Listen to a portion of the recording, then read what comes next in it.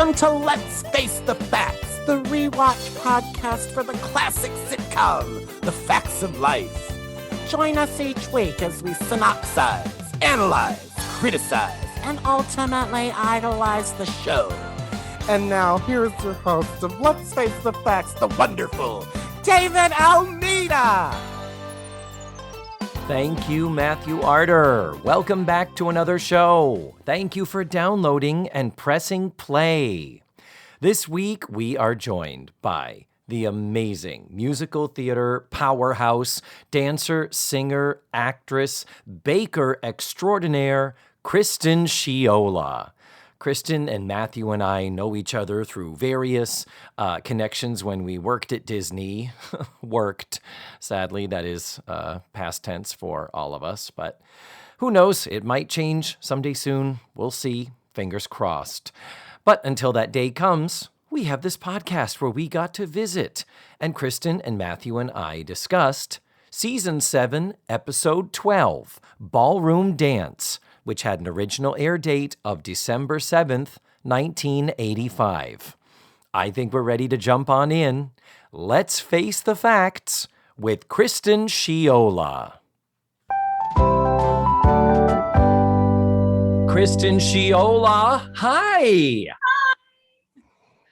Thank you, Matthew, for suggesting that I contact her because we had just left an audition that we both were at. She was dancing. I was not. I was behind the casting table judging the dancers.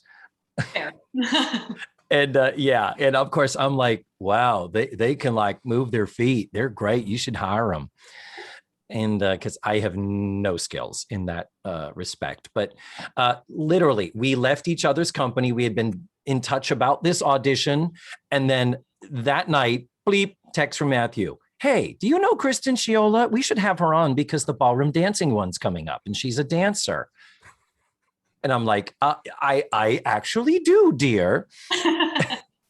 Well, thank you for thinking of me. I'm so glad that in my old age that we still think of me as a dancer. Oh, you're so sweet. I know. In old age, she is, I believe, over 30, Matthew, I think. Don't tell anybody.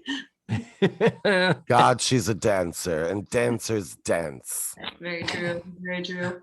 And lyricists win Pulitzers for lyrics like that, don't they? Yeah.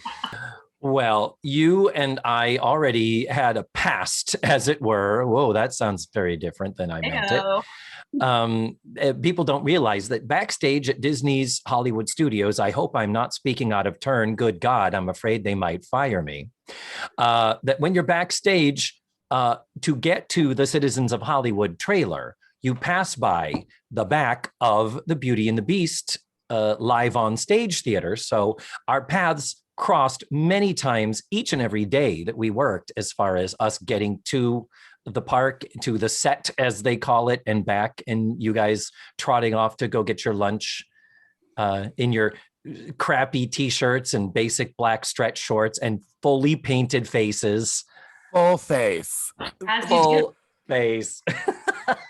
I have to say, the Citizens of Hollywoods are my heroes. I would go out and watch in the park all the time. I just thought it was the most creative, funniest group of individuals I'd ever seen in my life. I don't remember. I think it was I'm trying to think who it was. Public Works crew, maybe. They had just painted a building in the park, and I was walking out one day and walked by them as they were all sitting on stools in front of a wet paint sign. And I believe for their entire 20 to 25 minutes, they sat and watched paint dry. And I have never forgotten that. And it is, to this day, one of the funniest things I have ever seen. And they just sat, and everyone walked by and thought it was the most amusing thing in the whole world, because it was. Yeah. So I have always loved and will always continue to love the wonderful Citizens of Hollywood. So Any hoozle. We are here, and we've pulled out the stops. We've called in the cavalry here and said we need an expert, because we're going to be discussing Season 7, Episode 12, Ballroom Dance, which had an original air date of December 7th, 1985. So did you watch the show growing up, Kristen? Do you have memories of The Facts of Life? Well, here's my facts of life story. So in 1985, I wouldn't have been able to have any kind of capacity to watch the show as I was a baby. So I actually would catch it when it was in syndication. It ran in syndication for a very short period of time, I feel, on It was, yeah. a Nick at Night or something of the like. So it wasn't until much later on that I caught the show, and I never would catch them in order for some reason. So it was very jarring, being like, what's happening now? How did they get so much older? What is happening? So I did go back and I watched a few episodes to kind of get reacquainted with everything. And it totally stands up. I mean, some things do and some things don't, but it's such a party and it's so fun. And it's just a feel good little adventure for 26 minutes. And I love it. So, yeah. I will say that of all the episodes, this one was, how shall I say, weak. David holds these newer episodes, Kristen, to a much higher standard than you or I, because you and I are taking it for what it's worth. This guy's over here banging the show Bible, going, hey, wait a minute, Natalie's never been a dancer. And we're just accepting that in this episode, Natalie's a dancer for some fucking reason. Yeah, and it's like that earring was in her left ear, and she used to have an earring in her right ear. And I'm kind of the facts of life Trekkie guy. I'm that annoying person. Here for that. So that's a thing. So I want there to be show Bible moments. I want everything to have integrity and to all completely gel. And I'm getting that less and less over time. And so this piece of shit was written by, I'm sorry. The story was by Carlo Allen. Again, we needed a team. We needed a team of people to be responsible for this. Carlo Allen, this is his only Facts of Life writing credit. He only has 2 writing credits total, 10 acting credits, nothing else. Oh, no. That explains a lot. Yeah, but this is the story. He was the idea man that said, Joe takes a ballroom dance class. And then we get the teleplay by Deidre Fay and Stuart Wolpert, who are producers on the show, who have been in the writer's room for a few seasons. They're the ones that had to flesh it out and, make the magic between the lines and all that. And it was directed by John Boab, the in-house director who's directed most of the episodes thus far. And there it is. I'm just going to go on record ahead of time. Spoiler alert, I am not a fan of this episode. And before we start getting into the microscopic dissection of why, this is where I like to put my guest on the spot, Kristen, and ask you if you would please provide a 1 to 2 sentence brief synopsis of the whole episode, similar to a listing like you might find in a TV guide. Oh, no. Okay. Let me try to figure this out. Short, quickie, easy. Don't overthink it. All right. So Jo has decided she's going to take up ballroom after Natalie comes home complaining about teaching at said ballroom class and meets a man named Chuck. Was that his name? Chuck? Yes. Meets a man named Chuck there who is taking class to impress his girlfriend. And lo and behold, Jo ends up enjoying this class a little more than everybody else is giving her credit for. And hilarity ensues, and George Clooney makes an appearance, not having anything to do with the story, but we're grateful for it. And in the end, Jo does a fantastic job in her ballroom recital at the end of the episode. Oh, did ladies and gentlemen, my tens of listeners, I don't know if you heard the air quotes in her voice, but there were visible air quotes there on, was it fantastic, you said? Fantastic. Fantastic. Yes. Yeah. This is a pip of an episode, all right. We ready to get into it, because I have a lot of thoughts and felts I need to field. Do it. Okay. I would like it known, David, I'm going to give Kristen a pass for that one because she is so young, she's never seen a TV guide. So she just, that paragraph and a half monologue she just did. at the dentist office, and they were probably from the 80s sitting at the dentist office, in the 2000s. But yeah, I mean, I've seen one or twice. She's so cute. God damn it. She is. But I think a good word is plucky, wouldn't you say? Or as you described it, short, cute, and easy. What? Wow. Okay. Me, no. But yeah, honestly, some people, Kristen, some people give the listing for the synopsis. Some people give us more of a close-up box, and that's perfectly okay. Other than Matthew has to berate and belittle them if they do. So, okay. So we start again with the aesthetic of the show. Kristen, did you even recognize Over Our Heads in the store? Did you even know this was a thing, or was that jarring to you? I remember some of this stuff. Everything was so 80s. I mean, yeah, the 80s exploded out of a tin can and said, "Here I am," and it was just. It's everything that I don't remember, but have seen in pictures and videos. Mm-hmm. It's funny you say that, Kristen, because really, honestly, it is everything that Hollywood wanted us to think the 80s was. It gave me very Saved by the Bell vibes. So Exactly. It was like our precursor into that era, which was my era. So. Mm-hmm. Kristen, this aesthetic, this 80s tasticness only started at the beginning of season 7. So only 12 episodes ago did we really shake completely the old 70s stuff. And honestly, like Matthew was just talking about, most of my 1980s experience was still driving our cars that were made in the 70s, still having our brown shag carpeting, all the fugly ass furniture. But anyway, so this is fairly new, and the show itself really changed gears aesthetically with how they did the titles visually. And we have this new thing that starts the episode where we kind of luxuriously pan across the set as we hear our smooth jazz intro music. It would be very weird if we didn't. Yeah. And this time we start at the balcony and we pan down. It's like, look at our beautiful set with the lavender walls. And Joe is sitting on the couch reading a magazine. And in comes Natalie. First words out of her mouth, "They are killers, Joe. They're killers." And Joe says, "Hard day at work." And yes, it was a hard day at work. What was Natalie doing at her job?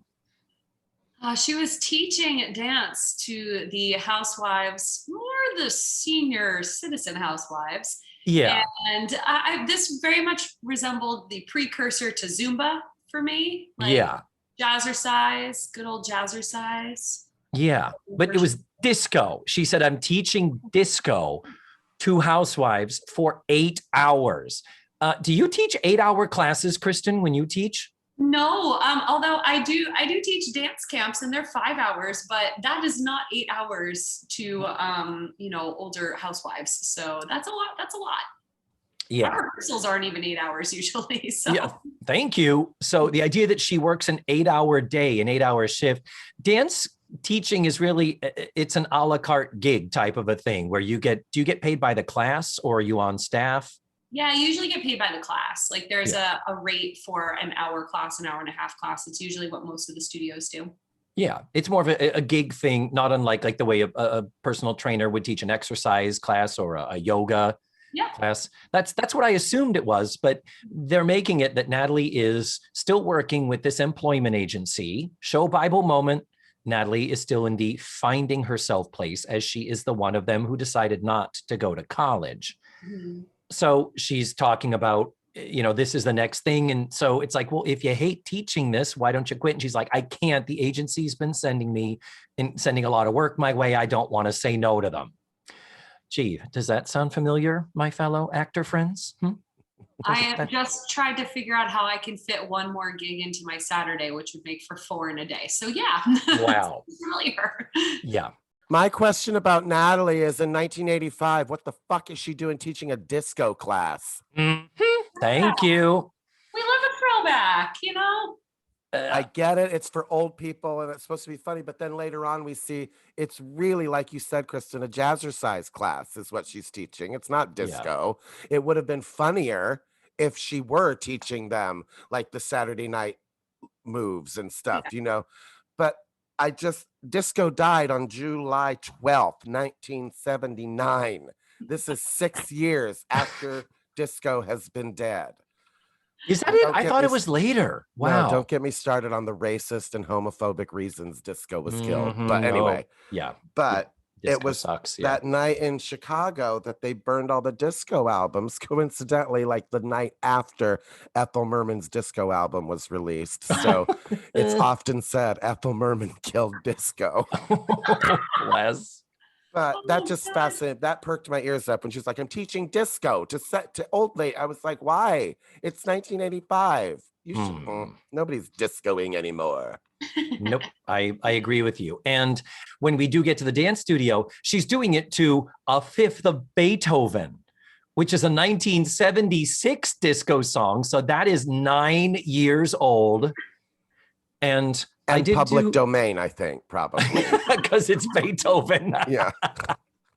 But here's the funny thing. I started looking up because I was like, who did that song anyway? Oh, that's right. Walter Murphy and the Big Apple Band. Heard about it a million times. Walter Murphy, Google, the same Walter Murphy that does all the music for Seth MacFarlane, for Family Guy, for American Dad. What? That is the same Walter Murphy. Again, brain. How old is he? What? He was like under 30 when A Fifth of Beethoven happened. So which would make him in his 80s now, David. Shut up. Stop. Shut your whore mouth. Echo. How old is composer Walter Murphy? He is 68 years old. He's 68 right now. Born on December 19th, 1952. He was born in 52. So he was like 25 when he did Fifth of Beethoven and shit. Yeah, that's under 30, yes. Echo, stop. Crystal. So yeah, same one. But yeah, Fifth of Beethoven, and it was just, it was such a weird thing. But we need to stop and pause already. We're not even into really the meat of the episode, but we've got to talk about Natalie in this episode. Natalie is in hyper comedic delivery mode. It is very, very joke heavy on Natalie. Mindy Cohn is rising to the occasion. She is magic. But we've said before, as the Jewish cast member, she has a great affinity for Catskills, Borscht Belt level humor and delivery. I'm thinking this episode is like bumped up to 11. She's like Hanukkah Harry here, as far as I'm concerned. There were at least two like very Jackie Mason, rest in peace. Oh, he just died. Whoa. I have in particular this scene, maybe I'll leave it alone after this. We have 3 moments in this scene, okay? First of all, first line, hard day at work, hard day. You tried to teach disco to housewives for 8 hours. And then it's like, well, there's some mail there for you. All right, good. Oh, good, a paycheck is here. $89? Are they kidding? These are verbatim. And then, well, why don't you quit the dance studio? Well, they send me work and all that. And would you believe it? They have me doing the marketing. They got me handing out brochures. They think I'm with the Krishnas. All of this, I mean, master, expertly delivered in that vein. But there is a lot of it for her in this episode. We usually get a little bit of a sprinkling, a little salt and peppering of it. And we're getting a little bit more of a meal out of Natalie this week. Oh, and Chuck comes in later when Jo is introducing her boy partner from the dance class. She introduces everybody and just innocently skips over and forgets Natalie. What am I, an ottoman? It's like, okay. And one more at the end, and then I'll drop this, okay? Mrs. Garrett talks about having to adjust the hem on Jo's dress. And she says, oh, I just hope it holds. And Natalie says, Mrs. Garrett, I trust my life to one of your hems. Who the damn should be so sturdy? Got a little bit of Barbra Streisand going on. What? Well, tomato. That's She was doing Fanny Bryce, who was vaudeville, and vaudeville informed. It was very Fanny. Yeah, it is. But the whole thing, who the damn should be so sturdy? I swear to God, it's Miracle Max. Are you a rotten liar? She also says to Joe when she wants to do the ballroom, she says, could you be cuter this one or whatever? She says, it's another like really Jewishy thing to say. Yeah, very, very, my booby keeps calling me cute. Yeah, adorable this woman is. That's what it is, adorable. No, it's right there, because they frequently, when Joe says she wants to take a ballroom dance class, the common thing they keep is, oh, that's so cute. Oh, that's cute. They keep doing it. Yeah. So it's just weird. But anyway, so putting Natalie Jackie Mason aside. So after Natalie leaves, after she kind of comes in like this hurricane of Borscht Belt comedy, the brochures that she was handing out, like the Krishnas, she leaves one on the couch. And Joe picks it up and looks at it, and we zoom in on Joe, pensively examining the brochure for Copeland's Studio of Dance. And it says, let Copeland's put you in step. Oh, I see what they did there. Yeah. And here's the thing. Copeland's Studio of Dance has the apostrophe after the S. Copeland's apostrophe for the name of the studio. But in the little byline, it's let Copeland apostrophe S. Let Copeland's put you in step. So this is a props fail. This is a grammar snob, grammar Nazi. Nope. Unacceptable. And there's an actual phone number, 460-7240. Did you call it? I did not, but I did look up the area code for Peekskill is 914. So I did Google 914-460-7240 in case it was attached to a business or a dance studio. It is not. It's nothing. What a missed opportunity. I know. Too bad. Where was the area code? The brochure didn't have an area code because we didn't have 10-digit dialing back in the 80s. Oh, that's right. So it just said remember 46072. Yeah, because like you, like Kristen, you were just an infant when this all was. So the next scene, we go to the dance studio, and this is where we get to see Natalie teaching her disco to these senior citizens, and bless. Kristen, was that like a real dance class for you at all? Good God, and I hope not. I mean, well, to be fair, like this looks like the type of dance class you probably see in like a retirement community, but not like not a dance studio. I don't per se. Maybe at the Villages, maybe, but perhaps at the Villages, yes. It did feel a lot like a dance class that I would be in. Like she's like to the left, and I'm like, oh, wrong left. Like that is my level of dancing, was these women. I'm just letting you saw it in the show we did. I actually remember you being fantastic in that and being a great dancer. So I think you're selling yourself short. And you know what? As a dance teacher, our goal is to get everyone to dance. And I think that if I gave you some lessons, I think we could make that happen. Well, why don't we take a moment and talk about the two women who speak of the two old ladies in this dance class. Just a minute. I'm not going to talk about every single credit that they have. Okay, 20 minutes tops, no more than 20 minutes. Ms. Fuck a duck, where is it? Okay, there's the character of Mrs. Solomon. She's the one who speaks the most to Natalie. She's got most of the dialogue. And her name is Jean Sincere, like literally S-I-N-C-E-R-E, like the adjective, sincere. She's going to be back on The Facts of Life next season. She will be playing the caseworker, Dorothy Newell, who comes to check out the place to see if the environment is suitable for Cloris Leachman to adopt Andy, little Mackenzie Aston. So same actress, different role, going to be back next season. Isn't that exciting? I'm forgetting a little day player a couple times on the show. That's nice. Yeah, that is totally nice. And Jean Sincere has, according to IMDb, 56 credits in a 63-year career. She worked until the last year before she died when she was 92 years old. She passed away at 93. And from 2010 to 2011, she played on the show Glee a character named Ancient Librarian. Oh my gosh, that's so real. Your agent calls you and says, hey, I got a network TV show for you. They want you to come in and read. Okay, what's the role? Ancient Librarian. And then, how dare you? And it's like, you're 91 years old. I'm not apologizing. Go there. I need the fucking commission. And then the other lovely old lady in the class, Diane Racine, Racine, playing Mrs. Flynn. She's the one who complains that her legs are hot. And Natalie says, you're wearing leg warmers, Mrs. Flynn. Huh. I'm not sure what leg warmers are even for, but I don't understand when they're like, okay, stretch out before we dance. I'm like, I don't, okay. Oh, you don't get hurt. So you don't pull a muscle.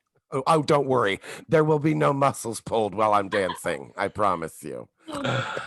So then Jo comes into the studio and she says she's interested in taking a class. And Natalie thinks that it's an exercise class. And it's like, no, this one, ballroom dance. And Natalie's like, why? And she says, that's so cute. And the only explanation Jo gives for wanting to take a ballroom dance class, which I agree with everyone in this show, in this world, it does not make any fucking sense that Jo would have any affinity, draw, or lure to wanting to do ballroom dancing. But Jo says, I don't know, there's something very mannered, elegant, and clean about it. Know what I'm talking about? Wow. It's like she's here, isn't it? Totally. But again, David, who were they going to give it to? Just like when they wanted to make Jo a nun. It was that. What other character are we going to see like a fish out of water in a dress, for Christ's sake? And because it wouldn't have meant as much if Blair had done it or if Tootie had done it. So, of course, it had to be Jo. It only would have been funnier if Mrs. Garrett had done it and worn her high school prom dress, for Christ's sake. Well, okay, I will give you that is the most interesting of choices, but I don't know what the justification could be. Why couldn't it have been an elective class? Like, there have been times in college at the beginning of a semester when I was like, okay, course.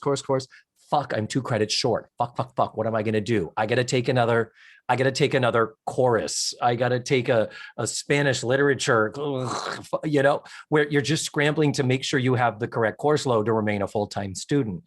I would have been okay with that as a reason why, but that would have discluded every other character in the show. Natalie, because now it has to do with Natalie as well, because she's at the dance class, and this week she's a dance teacher. I mean, it was pretty genius for them to make her a college dropout so they could literally make her whatever we want her to be any week.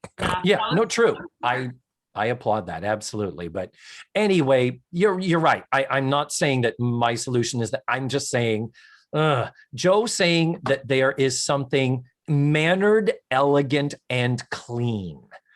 Those are literally all the qualities that she would list about Blair that she would claim that she hates the most about her best friend / lesbian girlfriend. Oh, we get a big Diesel moment coming up, David. You know what I'm talking about. So, is this when we meet fucking Chuck? Chuck, Bobuck, Banana, Hey.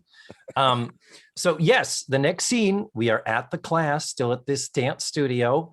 There are people coupled up. Jo is dressed in her lesbotanical sweats and high top sneakers. We do have Mr. Nathan, who's kind of the teacher of this class, apparently, played by Nat Bernstein, or Bernstein. I'm not sure how he pronounces his name, but he's also a writer and a producer. Here's a funny thing. After this show, he would go on to produce most of the episodes of Doogie Howser, occasionally writing on the show as well. What? Yeah, Doogie Howser, kind of his show. Isn't that crazy? Mm-hmm. As an actor, he was also on 2 episodes of Golden Girls and 3 episodes of Give Me a Break. Fantastic. You have to be careful when you say that. I wasn't sure if Matthew would, because there's a history. Matthew and Nell Carter are. I ain't trying to make this any longer than it is, David. Yeah. Let me just say that it's bad. Nell Carter has not called him in over a decade, really. So Mr. Nathan asks if Mr. Nathan, doesn't that sound like every stereotypical hairdresser in every 1960s screwball romantic comedy? Yeah, pretty Really? And Mr. it's Nathan. still not the gayest thing we're going to hear in this episode. No. So he says, does anyone have any experience? And there's this couple that's kind of like, well, maybe a little bit. And he proceeds to say, okay, do something. And so while they are showing off, we get the moment where we can kind of go off to the side and partners can meet up. I don't know how quite they know that they're paired off, but Jo meets the boy with whom she was partnered, a cute blonde guy named Chuck, who is there because he normally plays football. And so Jo says, oh, so your football coach wants you to take dance to help you with like your footwork. And he's like, nope, my girlfriend, she's got a birthday coming up and I thought it'd be a nice present for her. So it's like, okay, he's got a girlfriend. The man who plays Chuck is Alan Campbell. The wonderful. You guys, the wonderful. Did you recognize him? He's a dear friend. He's the Tony nominee for the wonderful Broadway production of Sunset Boulevard with the wonderful Glenn Close, who hasn't spoken to me since I did tell her not to do that whole hillbilly elegy thing, and she did it anyway. And now she's the joke. But now Alan Campbell, he's wonderful, and he was on Three's a Crowd. Yeah, he was on Broadway. Went from this to Broadway. Look at him, little Alan Campbell. Matthew, you also neglected to put that he was on 5 seasons of Jake and the Fat Man. Another, that was like a, buddy cop comedy thing. Dana Gould, stand-up comic, has oftentimes said, you're William Conrad, and your agent calls you up and says, they want you to read for a series called Jake and the Fat Man. Hopefully he didn't say, which role do they want me to read for? Oh, no. Well, you ain't reading for Jake. That was 5 seasons, and that was after this, obviously. Alan Campbell is just so sweet and charming and cute, but not so handsome that it's off-putting. Like, he is just, God, I just love Chuck so much in this episode. Well, he's up against George Clooney, for Christ's sake. I mean... Yeah, they didn't try to compete with that. Really. No. Though, I mean, I think he could probably sing a little better. And, but he is sweet and charming. And then we get the wacky physicality of let's start dancing. Okay, we're stepping on each other's feet. Whoa, we bumped heads with each other. Whoa. Okay, thank you. Has that ever been your experience, Kristen, in a dance class? Have you seen people be that bad at dancing where you're like, okay, this is... Luckily, no, but so this is social dancing. Social dancing is very different than taking ballet and jazz and tap as you grow up and going to school for it. Social dancing, you're going to get all kinds. You're going to get all types and all ages. So it is somewhat possible. The ridiculous amount of hijinks and like exactly like the of it all, I would hope not. That would be awful. But that is just 80s sitcom gold. That is like what we resort to back in that decade so very much. So as I was watching it, I'm like, this would never pass nowadays, but here we are. And somehow we're still enjoying this. So yeah. Oh, you are so cute. Oh my God. Saying hijinks. I live. I know, but also like it's hard. You don't want to put down anybody who wants to go out to dance, because I encourage everyone to go try it because I love it and I want to share that with other people. But yeah, this was horseshit. Oh, I killed Matt. I'm sorry. Bye. Oh God. Oh God. So then we move on to the house. We're in the living room. Where George answers the phone, David. No, a boy shouldn't answer the phone. Wait, what did you put? What? I put, meanwhile, George Clooney is arm wrestling and everything is okay again. Yeah. So that's how the scene actually opens. And nobody was upset by it, I don't think, out of the three of them. No. And honestly, Clooney, this is something I wasn't really remembering, but now that we're going back through the series, the fact that the chemistry between Clooney and Aston is just amazing. They are so good when they're together. For a 24-year-old George Clooney and a 12-year-old Mackenzie Aston, they are always just magnificent whenever they are on screen together. Do you agree, Matthew? Oh, yeah. But I think Mackenzie Aston's the best actor on the show. So I think he and Nancy McKeon. Yeah. okay. Wow. I mean, sure. Yep. Okay. But yes, the George and Andy are arm wrestling. George got his hair cut a little bit, a little less mullety. I noticed that. Yeah, it was longer last few weeks. I wasn't mad at the mullet because I mean it's a Clooney mullet, man. I still want to run barefoot through it. Mm-hmm. So anyway, ring, telephone rings, and what happens, Matthew? George answers the phone, David. What? Yes. What the fuck? Everybody except Joe is in the room, right? No, Natalie's not there. It's Blair, Tootie, Mrs. Garrett, Andy, and George. Yeah. Even Tootie acts like Tootie. We go into prude Tootie with like, should a man be answering our phone? And Blair's like, oh, it's great advertising or something. It's yeah. We have a man living here, bitches. yeah. Like, what? So, but on the phone, it's Chuck. And we get that TV trope of people leaving message. I mean, people did leave messages for other people. That did happen. I do remember, I think, in my childhood. It was so long ago. But the fact that in TV shows, it's like, oh, it's Chuck. It's this guy, Chuck. He left a message for Joe. He'll pick her up before dance class tonight, and he can't wait to show her a new step he learned. But Joe had earlier said, don't tell the other girls. Natalie, I don't want anyone to know. This is my business. I'm Joe. I'm private. And Natalie's like, of course. So then the whole charade is broken. It's like, okay. So anyway, now the girls know. Natalie comes in and they grill Natalie about what is going on here. And Natalie's like, I'm not saying anything. And Tootie looks at her and is like, Joe's taking a dance class. And Natalie's like, what? Who? How do you do that? Only my mother can do that. Again, the Miracle Max stuff. So then Joe shows up and the girls start in with the cute stuff again. And then Chuck shows up and they all demand that the two of them show them some of their dance steps. Clooney moves the dining room table. They get the couch out of the way. And they dance badly. Whoa, wacky comedy, bad dancing.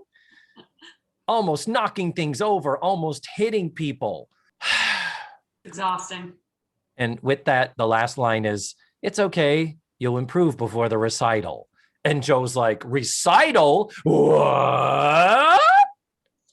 Fade to commercial. Wow. So she didn't know there was a recital. They forgot to tell her that. I mean, granted, if you were talking to Chuck and the instructor was talking, I'd be like, yeah, I don't give whatever the fuck he's saying. So Chuck, tell me about this bitch girlfriend of yours again. Tell me about this whore bag. Okay. Anyway. But Blair says maybe she's taking a dance class. That explains the Ben Gay.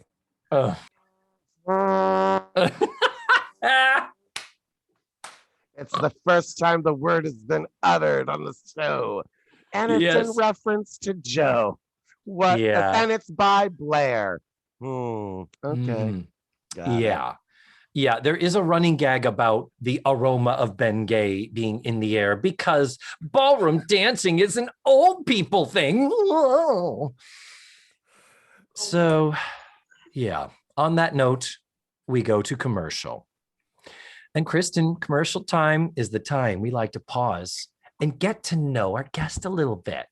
Oh, okay. So if I may interview you and ask you just quickly about just give us a tour of your life and how you got to be a magnificently successful performer, instructor, dancer here in Central Florida.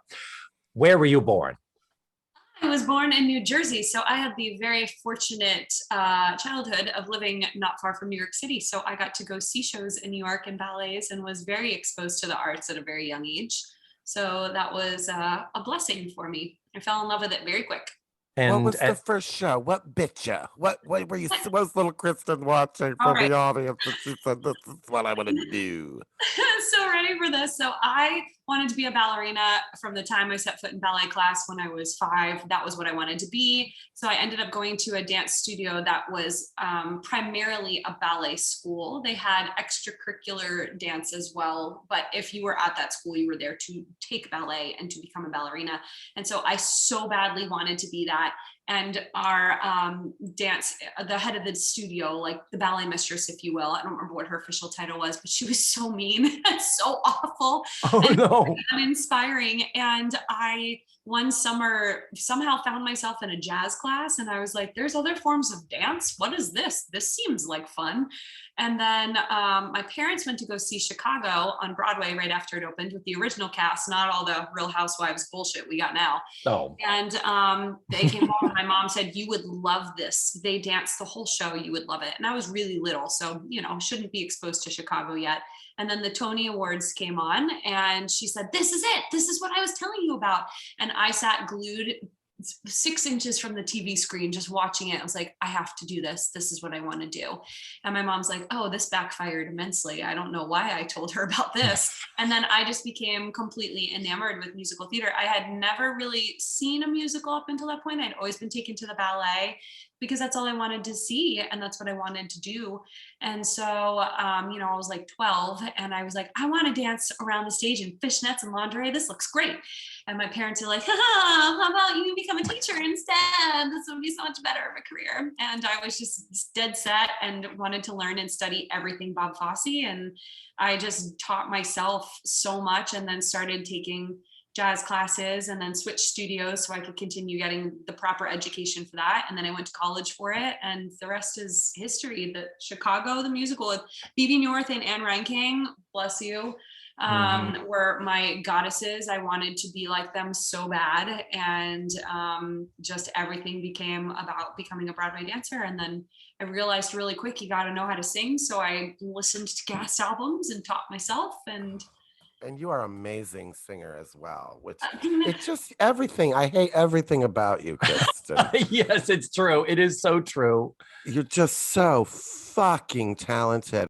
And aside from a singular special event that you and I got to do at Disney, you and I just got to finally work together on a Valentine's cabaret that we did, a virtual streaming Valentine's cabaret. yeah. And that was lovely. We had a little tiny piece of a duet that we did. And it was just like, oh, for these 5 seconds, I get to look into your eyes and be in love with Kristen. And it's so nice. I want to do this for so long. Oh, and you gave me some great comedic moments for one of my solos too. So yeah, we got to do a lot of good stuff. But yeah, it's just a matter of rewrite what this looks like until it comes back to us the way we know it. And we got to do that together. And anybody who has worked with you or knows you, Kristen Sheola, knows that you are also an extraordinary baker. Like amazing baked goods, not just like cookies and brownies. We're talking cakes, structured cakes, wedding cakes, towers. We're talking fondant. It boggles my mind, the glory and the beauty of some of the stuff that you have baked. I stopped bringing stuff in because of you, Kristen, to that show we did. Like, I was like, I'm going to make my pumpkin cake and these people, because I love to bake and I love to feed people and everything.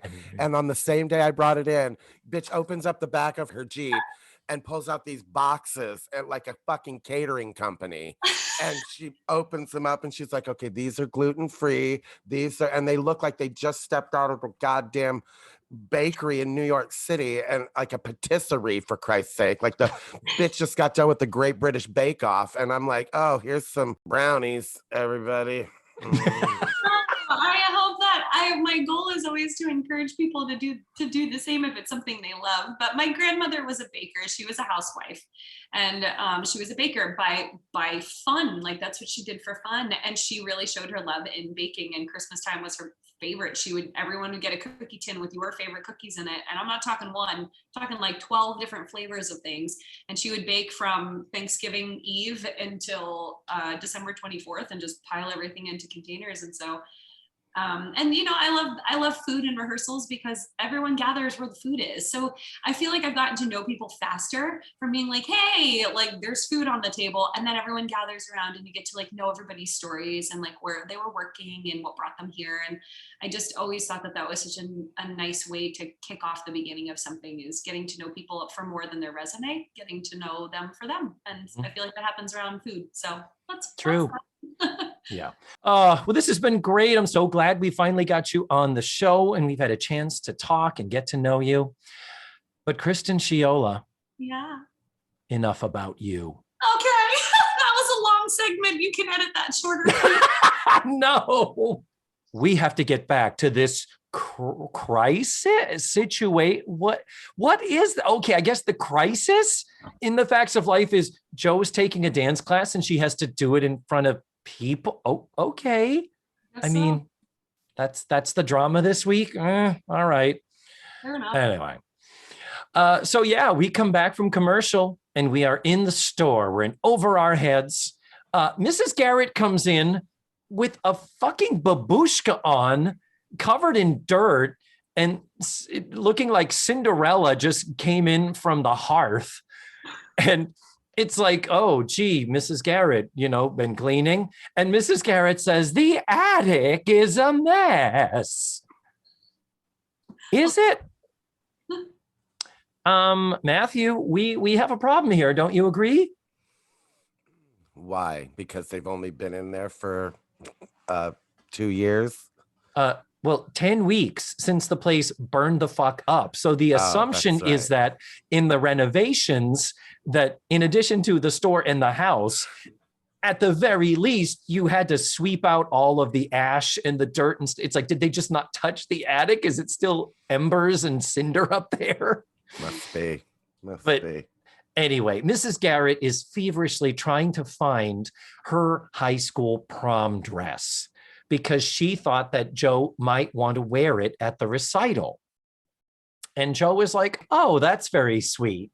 And Mrs. Garrett does say, I was about your size in high school. Oh, yes. Which gets a little bit of a laugh. And I'm kind of like, were you? In that, Mrs. Garrett is tiny. She is 5 foot tall without the hair. And she's not a very buxom woman. She's more of like just a pear shape. I think she carries most of her weight in her hips, in the lower half of her body. But I mean, I think of Nancy McKeon. Nancy McKeon is built like a football player. And it's like, okay, we'll just take you at your word, Mrs. Garrett, that you were built like Joe when you were in high school. So there is a reveal of the dress a little bit later. And here's the deal. I don't even hate the dress. The only thing about it I would say is if it's supposed to be late 40s or even early 50s, they couldn't have done a 3/4 sleeve. That 3/4 sleeve would have gone a long way to making it look more period. Oh my gosh. Who was the costume designer for the show? Did you look that up? Oh, Kristen, we didn't just look it up. We are friends with the costume designer for the show. Of course you are. The wonderful Diana Eden. So I'm not faulting her because we love everything that she does. She is an amazing, awesome, talented woman. But honestly and truly, for me being this nitpicky and shitty about the time frame and all that, the good thing is I didn't look at this dress and go, oh, come on. There. It was fine. At worst, it was generic that it's like, well, I guess it could have been any different time period. And we did have to make it flattering for Nancy McKeon, who was in a very tomboy phase. So getting her into a dress was probably a struggle in and of itself. So, and I think she does look pretty in it. It's lovely. It's a good color. So we need to stop obsessing about it. Could we please, guys, can we get back to the show and stop talking about this dress? Mm. Could we, Kristen, could we please get back to any time now, actually.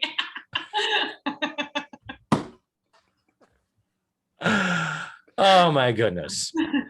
So then Blair comes into the shop and chides Joe about this whole thing. And Joe has an interesting speech where the whole, like, why is this such a problem for you? And Blair's like, because I can't understand why you're doing this class. It's just not you.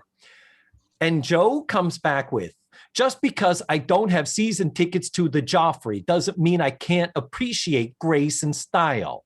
He likes hockey, so he can't like opera. Does everybody have to fit into a slot? Can't we give each other some room? That's fantastic. Yeah, shut that bitch down. I'm giving her the slow clap for that. And the fact that she put hockey and opera into the same sentence, I believe somehow, somewhere, a young, impressionable Eric Pinder was watching this episode. Because our friend Eric Pinder is literally, his Instagram handle is Opera Hockey Guy. Like, he is obsessed with hockey and he's obsessed with opera. So I sent this clip to him and I was like, they're talking about you. Yep, true. So then the next scene, we go into the house. We're back in the living room. Joe is dancing and awkwardly practicing around the room. Thank God the phone rings and puts a stop to that soon enough. This is Chuck calling now. Turns out his bitch girlfriend Sheila found out about him going to the class, and she wasn't all yay and happy about it. What a sweet thing that he's doing for her. She was jealous that he was dancing with another girl. And Joe does say, in an interesting moment of self-awareness, Joe does say, well, did you tell her about me? I'm not exactly the kind of girl that makes guys' girlfriends jealous. And he says, yeah, I told her that. And Joe's like, oh, well, thanks. So that's a little bit weird and interesting, in terms of that. But new thing that I don't know, have we ever, Matthew, had a split screen phone call on the Facts of Life in 6.5 seasons? We've cut back and forth, but have we ever done a split screen? I don't know. I don't know either. Let's turn it over to the listeners. If I'm wrong, I think this is yet another revolutionary, sweeping change that we're seeing in the aesthetical differences between season 7 and everything that came before it. So then on the phone, we have this sort of sad goodbye between Chuck and Joe. And then Mrs. Garrett comes in and says, my cousin found my dress.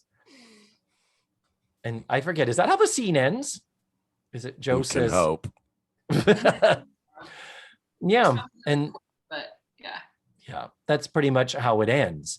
So then we go back and we're in the store and we have the weirdest scene where Blair is dancing around Clooney, around George. George is being magnificently, hysterically detached. Standing there, vacant, dead eyes, holding up his hand, holding up the pointed finger, swaying it like a 1940s thing. Like, that is all the effort he's putting into this. And Blair is basically jitterbugging all around him. Is that, let's turn it over to the expert. Is that type of dancing called jitterbugging, Kristen Sheola? I have to go back and watch the videotape one more time, but Mhm. I feel like, something similar to that. Yeah. So, but George is just so funny for how we've said this before, he knows where he is. He knows what this show is, and he understands his role in it. And there is a sense of him like, I get it. I get this, that this is not Shakespeare. And I fucking love Clooney so much, so much. Seriously. So then after the dance is over, Blair says, I'm surprised I remember those steps. It was my routine at my coming out party. There we go. Oh, Blair, really? Did you have a coming out party? Was there the aroma of Bengay in the air by any chance? Mm-hmm. But she says it was a magical night, a 41-piece orchestra, and all eyes on me as I danced my way into everybody's heart. Huh?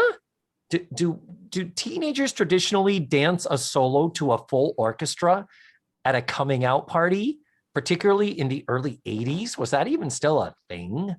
I thought they danced with their brother or something. Yeah. Don't they? Because isn't that one of those weird things where it's like, or that's a debutante ball, isn't it? Where they, Yeah. like a cotillion where their brother brings them down and they're dressed like a bride. And it's like, Fortune Feimster talks about it in her special. Yes, yeah. But it's the idea of coming out, meaning coming out of childhood and now becoming a young lady in society type. Like, Edie Bouvier Beale had a coming out party in the Hamptons. You fucking know that shit happened. But yeah, but this whole story of there being an orchestra and all this, and then she says, we had sponge cake. You should have been there. And Joe says, you didn't invite me, remember? And Blair says, an oversight, I'm sure. So it's like, whoa. So this coming out party happened in the timeline post Joe Palmachek. Oh, God. Banging that show Bible, David. It is. Banging the show Bible. Well, Yeah. Here's the thing, though, Matthew. A typical coming out party would be between ages of 16 and 18. So Blair Warner was 16, 17, and 18 during seasons 2, 3, and 4. Joe joined the show in season 2. Oh my God. This tracks. Kristen, did you have any idea what you were getting into when you... This actually tracks, particularly if Blair did it when she was 16. In season 2, like they were new friends. Yeah, she wouldn't have invited Joe. Totally wouldn't have. So I'm honestly like, I could buy this. This doesn't contradict anything. I'd buy that for $1. Mm-hmm. Are we at the scene where they fucking dance yet? No, not yet. And my and I God. do, but I do need to add that she didn't invite her new friend Joe, the tomboy, to her coming out party. Little on the nose, just saying, little on the nose. So knowing that she no longer has a dance partner, Andy offers himself as Joe's dance partner, our horny little child, Andy. If you knew, Kristen, how often Andy is saying horny adult things. Oh, no. Yeah. And the whole big thing is the comedy of it is, I can dance with you. I can do it. And it's like, you need to be able to lift me. So he wraps his arms around her and tries to lift her up. And of course, he can't do it. So he's gone. Joke is over. So then Chuck comes in the store. And it's like, wow, didn't expect to see you here. And so he's like, yeah, Joe, can I talk to you? Sure. And they go stand towards the back wall. And the frame is so perfectly set. I lost my mind from happiness because they are standing perfectly symmetrically on either side of that column along the back wall that has all the funky 80s clocks on it. Happy at the core of my soul. God, it was beautiful. Had to watch it twice because I'd stopped listening to what they were saying. But another moment where he says, you know what, Joe? I started thinking about my girlfriend, Sheila, after she said she didn't want me to do the dance class. And you know what? Sheila's not nice. And so he says, Sheila's not nice. So I broke it off. And then Joe says, whoa, not over me, I hope. And he says, of course not. And Joe says, yeah, of course not. And I'm like, once again, it's like, what time out here. This whole thing of, I'm not the kind of girl that guys have problems with. I'm not pretty. I'm not attractive. I'm not someone who has ever caught the interest of a man. Lesbianic overtones to the side here. This is so weird because typically, Joe has always been somewhat on the same footing as all the others from a desirability standpoint, from a, oh, she's got a new boyfriend standpoint. What a weird thing that they deliberately make this non-romantic, which then leads me to the next question. Why wasn't it romantic? What do you guys think? Poor Kristen. I was watching this and I was like, where is this going? And I was like, oh, then he's gonna ask her out, and like that's what happens in all 80s sitcoms. And I was like, what a letdown. But also I'm confused because I'm like, this isn't on brand for her. So like I don't get where. Yeah, I sat confused watching this. I'm like, maybe I missed something. And then I watched it a second time. I was like, no, I did not. Yeah, exactly. It's like, I don't know how it would have been more perfectly set up that he was interested in Joe, that, I really do like dancing with you, Joe. And it could even be that, well, Sheila got wind of it and, she thinks I'm having too much fun at the classes, kind of a thing. That could have been brought about. But then, I mean, why not? Why couldn't this have been a thing where, Joe, what a great thing if Joe steps outside her comfort zone. Joe decides to go to a bar and she gets a super duper cute boyfriend out of it. Yeah. I would have loved that. And like every other episode where they have a boyfriend, he would be gone and forgotten for the entire rest of the series. Totally par for the course. That wouldn't have bothered me. Mm-hmm. Matthew, you're being quiet and yet looking at me very judgmentally. Not at all. Not at all. No judgment here. Okay. Well, yeah. So the good news is he's back in the recital and they can dance together again. But we still need to work on that lift at the end of the routine.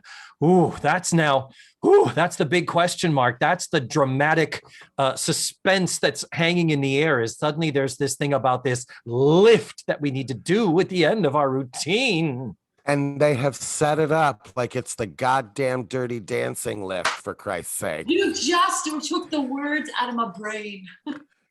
She Same here. You're not 5 feet in the air. So actually, I'm excited to see this last scene now. Because I want to see this lift, Nancy.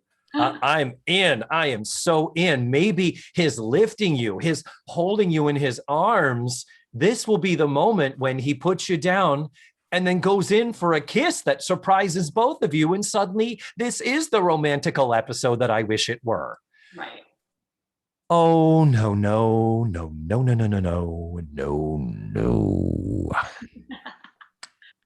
Next scene, we're at the school. We're at the recital. Kristen Sheola, professional dancer, dance class attender, and teacher, facilitator.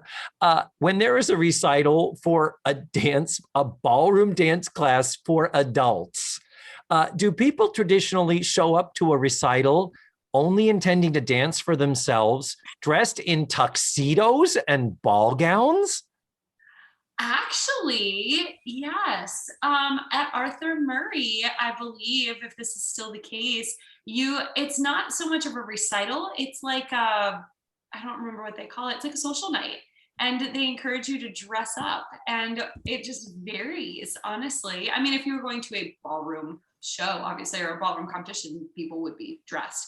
But yeah, like it's supposed to be a social night, but usually the only people that come to these are the people from the class. You're not inviting your loved ones to come watch you. It's the people you've been in class with that surround you, and like everyone's dancing at the same time, and maybe there's people that have featured step out moments, but everything about this episode as a dancer made me cringe. I understand your question, but this isn't the cringiest part. The dance was. The actual dance itself is, we're leading up to, cringy city, ladies and gentlemen. I just couldn't figure out why they would have this recital that everybody supposedly comes to, that everybody has to stand around in this room. And it's like, oh, find a spot in the corner. Like, okay, there's no dedicated.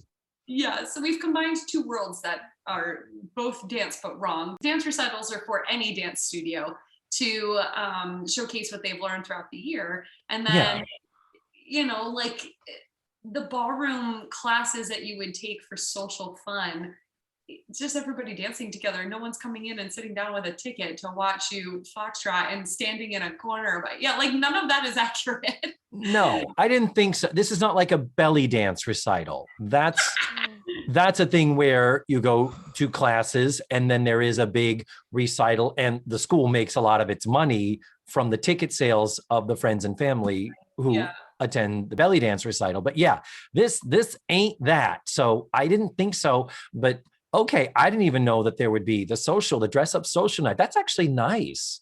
Yeah. But rented tuxedos, identical rented tuxedos? A little much. That's a little much. Yeah, a little bit. So then Joe and Chuck materialize. Joe is wearing Mrs. Garrett's dress. It's lovely. It's a lovely red sequined, it's got kind of a high collar. It's got low, long sleeves. But it's fitted through the bodice and along the top of the hip and then flares out. It's sparkly. It's red. It looks great with her hair. Joe's got her hair up. And of course, Chuck is wearing his tuxedo, and they're quite a comely couple, I will say. And then out of the blue, they wax the floors. The floors are waxed. They didn't tell us about this. We haven't done our dance on these floors. Oh my God, this last minute drama. Whatever are we going to do? What would have been more appropriate drama? I mean, is that something that has ever happened to you as a dancer? You walked in and it was like, it's time to perform. Oh my God, they've waxed the floors. Actually, sadly, yes. Okay. That's why I stage one time and we all went down there, and it was the opposite problem. We couldn't move because we were stuck to the floor, and we're like, what happened overnight? And they're like, oh, they cleaned the stage. It looks beautiful. And we're like, yes, but now it is like fly paper and nobody can do anything on it. So I hate to say that this is not, again, one of those things that I'm like, all right, this is ridiculous. We know the show is ridiculous, but also, unfortunately, I have experienced this before. So that is why I wanted you here, because I wanted to know these answers to these riveting questions that I had about waxed floors being a surprise. Well, to be fair, I feel like, when there's something being presented or whatever, you're like, oh, I got to make the place look nice. So yeah, hopefully a dance studio owner is smart enough to know that's not a good idea. But again, 80s hijinks, woo! Yeah, but that's just adding that at the end. And then when they do start their dance, which is a waltz. And by the way, the only friends and family attending this, other than the people in the class, are Mrs. Garrett, Blair, Tootie, Natalie, Andy. Is George there? Oh, yeah. George is there too. Yeah. They're all there. It's like, okay, why? But then they're narrating. They're like, okay, oh, here comes the dip. I know Joe was worried about the dip. Here comes the dip. And they do the dip, and it's fine. And then we get to the lift. Oh my God, here comes the lift. They were 5 feet in the air. He said 5 feet in the air. That was promised to us, and it was not delivered. Joe runs up to him. She hops and basically sits on his hip for a second and a half with his arm around her waist and her, and pulling up her feet. So she's off the floor. She is on his body, and then gets back down. And everyone's like, oh my God. Oh, they did it. Oh, holy shit. Oh, fuck. I thought they were going to die. Oh, my God. They did the lift. Kristen, what was that for you as a dancer? We haven't given me high hopes leading up to this moment. So I think I could have said, all right, this is something I could do to a stranger on the street. Yeah. Intoxicated even, and I feel like I would still survive it. So yeah, I was a little let down. I was like, Dirty Dancing lift, it's happening. It's the 80s. We got to. This is iconic. Here we go. Yeah. So I was a little upset by that, and also the camera shot was so tight that you didn't really even see what was going on. So you're like, somebody could be holding them up into this position right now, and that's more likely what actually happened.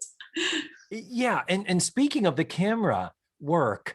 They try to do dissolves and stuff to make it a little more fluid. There weren't cuts, it was dissolves and stuff. But there was a point in the dance where there was like a break, a lull in the music, and they stopped. And there was just this moment where they stop and they're looking out to, I think, the center camera. They're like looking directly at the audience. And when they get to that point in the dance where they stop, it dissolves to a different shot where it's them just looking vacantly off into a place while they're standing there posed and not dancing. And it was just very strange. I'm like, I feel like that cut or that dissolve happened a little sooner than they meant for it to. But and the only thing about the lift, I will say in their defense, is that Dirty Dancing is 2 years away. Dirty Dancing's 87. There. So the expectations that we bring to it as modern people, appreciators of dance, in 1985, maybe the at-home viewing sitcom network audiences were like, holy fucking shit, they did it. Oh, God damn. I nearly wet him. Man, I was so worried about it.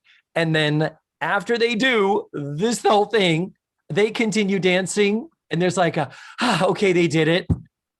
Roll credits, fade to black. End of episode. The lift was the climax, the crux, and that's it. We're done. And you're like, wait, so what? Yeah, disappointing, let down, just letting the air out, just what do you have to say, Kristen, about the episode overall in this ending?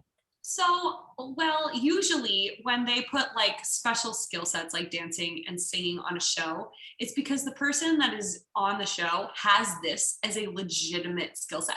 Like if you're going to guest star Sutton Foster on something, she's gonna sing and dance because that's what she does. Even on her own show on Younger, they're just like, they would find any reason in the world to have her tap or to have her sing or to do it. And us as audience members are like, we know what this bait is that you have cast into the water. And yet we are so happy you did this because thank you. We know she's gonna deliver. So I went in and I'm like, maybe secretly she's like a ballerina or something and like is super trained. And this is gonna be some amazing moment for them to showcase how great of a dancer she is. And the letdown was so real. And again, I never want to criticize anyone because good for you. Dance is so hard and partnering is so hard. So good for you for getting the script and not lighting it on fire and being like, no, I'm not doing this. But also I was like, it's a little cringy. Yeah. Now, Nancy McKeon was on Dancing with the Stars in 2018. What? Yeah. Right when I was starting the podcast, I started this in the fall of 2018, and it happened to coincide with when Nancy McKeon was getting back to the public spotlight after taking time away to raise her family and all that. So yeah, she did do Dancing with the Stars, and I want to say she was eliminated like week 3. Oh, it was kind of early, but hey, whatever. You know, she did the check clear, then we're good. We're good. Yeah. So we are at the end of this, and just overall, I guess my biggest thing is you couldn't at least have let Joe get the guy.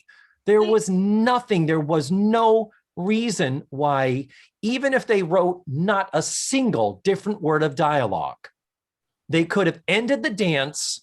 And as people are applauding the amazing achievement, have them look at each other congratulatorily, if that's a word, and go in for a kiss. Be like, wow, we're getting caught up in this moment. And Joe could register her surprise and be like, well, okay, then fuck yeah, I'm in. It could have all been done non-verbally. And I don't understand. There is nothing I can think of why they went directly for the Joe is not the attractive one.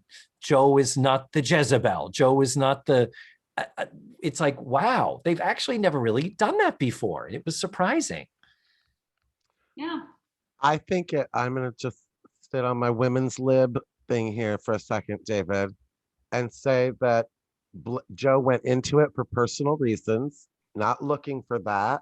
And that's not what this was about for Joe's character. Joe was not there for romance. Joe was there because she wanted to do something for Joe. So get off the fucking old people carriage of making them have to have a romance that Joe can't just do something because Joe wants to do something. Mm-hmm. I don't disagree with you at all. But the writing, I just love to throw flies into your Metamucil, David. It makes me happy. but no, I really can't disagree with you there, other than, okay, the writing at the beginning, at no point ever, not even Natalie's the horny girl in the show. Not even did Natalie say, oh, you get to hold men, you get to have cute guys putting their hands on you. Who knows? You might meet someone. I'm Yenta. I've got a great match for you, matchmaker. That wasn't there. There was no hint of that being Joe's goal. Brava. She did not go into this looking for that. If she got that, it would have been a nice icing on the cake. But then what did Joe go into this looking for, Matthew? And did she get it? I think that is something that they abandoned and left into the ether. I don't know. I think she got to learn to dance, and she got to dance in front of people, and that's what she wanted to do. Feel elegant, feel classy. She wanted to feel clean and elegant. Okay. I guess. But I just wish that they would have done like what the Golden Girls did 2 years later with the dance marathon, where they would have like used a body double and actually done like some amazing like flips and shit like that. yes. Cartwheels around the world. Yeah, the one where Betty White's doing cartwheels and stuff. Yeah. And oh my God, it is even so... if all they did was film the rest of the cast reacting like they did for B. Arthur and Rue McClanahan, just film them going, oh my God, that would have been comedy gold for me. But you know, it was more important to get her ass 2 inches off the ground and pretend like she had just fucking climbed Mount Everest. Bless her heart. Oh my God. Oh, and Kristen. Kristen, we are so happy that we were able to do this with you. Any last thoughts as a dancer? Any more dancer observations before we send you on your way? Oh, you're going to hate me for this, but I'm just going to say, because she gave it a try, I'm just proud, because as a teacher, the ones that just sit there and don't want to do it are really hard to teach. So thanks for wanting to. Like, honestly, thanks for going in there and being like, yeah, I'm going to give this a try, and actually trying. Good for you, girl. I got you all the way. Yeah. Oh, Kristen, you don't know what it means to be on a bitchy queen podcast, obviously. We will tear apart the goddamn Mona Lisa, for Christ's sake. Mm-hmm. We're not here to talk about the Mona Lisa. We're here to talk about the facts of life and how happy we are that we got the amazingly talented Kristen Sheola to share this episode with us. Thank you, darling. Thank you for having me. This was so much fun. Yes, it was. We hope we're able to do it again really soon. And until then, smooches and goodbye. Mwah. Mwah. Bye, boys. And there you have it. That was Kristen Sheola. Ugh, so nice to actually spend social time with her and not just passing by each other backstage. Hi, hey, how are you? Good, great to see you. Okay, bye. Gotta go off and do my thing now. Yeah, really nice. Next week, Matthew and I are going to be watching Season 7, Episode 13, called Christmas Baby. And our returning guest is going to be Paul Padilla. He hasn't been on the show in a while, and I think it's going to be a great time. We haven't recorded it yet, but I cannot wait. You can watch the episode ahead of time for free at dailymotion.com or on the Roku channel. I will post the links in the show notes and on this episode's webpage. That is all for now. Thank you so much for listening. And remember, the facts of life are all about you.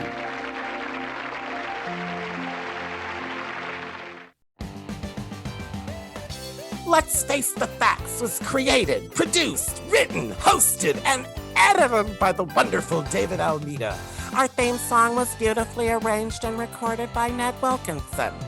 please visit FaceTheFactsPod.com for supplemental photos and videos, links to social media, and ways that you can support the show. And don't forget to subscribe, rate, and review. This is Matthew Arder saying tune in again next week for another thrilling episode of Let's Face the Facts.